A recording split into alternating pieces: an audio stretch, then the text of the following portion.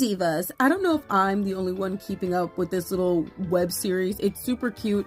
It's got the old school computer flash animation style to it when you used to play the old school games. Like, this reminded me so much of when I used to play the Trolls game when it was online, the TROLZ BFFL version.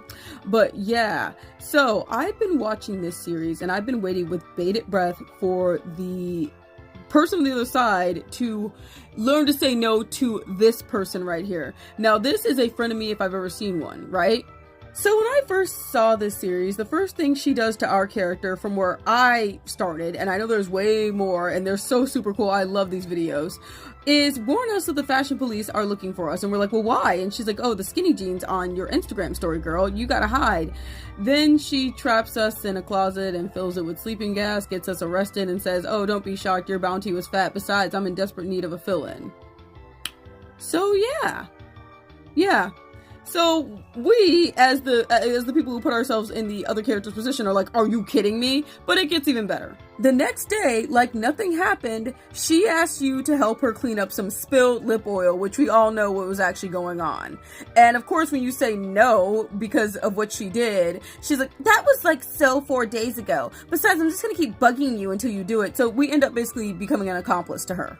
Then after that, she tricks us into paying for her lip injections. So we're getting heated at this point. Me and other commenters like, oh my god, learn to say no! And there's another time where she has us play with a certain board, I'm not gonna say, and she gets herself possessed. And finally, our character is starting to grow a spine here because she's like, no, I'm good, I'm not gonna trade with you. The demon even tries to guilt us like, man, I thought she was your friend. And you're like, no, I'm good. So we're starting to develop a backbone here, and people are very happy about this because we were all aching for this girl to stand up for herself. Like, come on, main character, stand up for yourself. Like, we're like putting ourselves in that character's position. There were so many times where I was like, oh my god, I wish I could just drag the mouse to the other option. Then finally, after we help her decorate her ankle bracelet, she gets arrested for violating her parole again.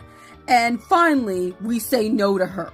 We have bailed her out so many times, and finally we said no. I was like, yes!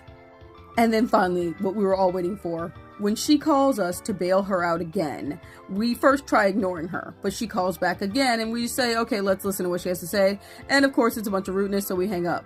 So we go about our own day, and she keeps calling, so we throw the phone out the window. Finally! I'm like, finally, the toxicity ends. Finally, we stood up for ourselves. Yes, I was cheering.